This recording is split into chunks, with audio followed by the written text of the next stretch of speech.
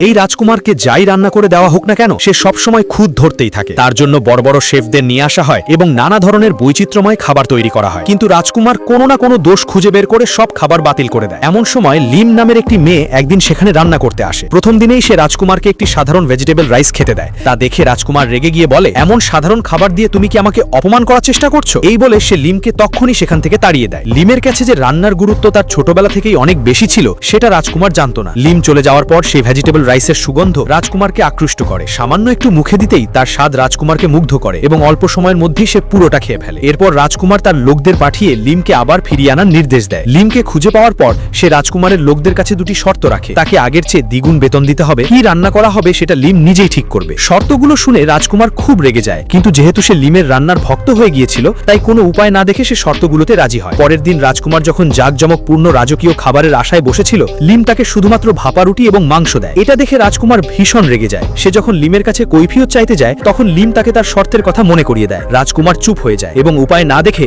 সেই ভাপা রুটি আর মাংসই মুখে দেয়। সেটি মুখে দেওয়া মাত্রই রাজকুমার পুরো মুগ্ধ হয়ে যায়।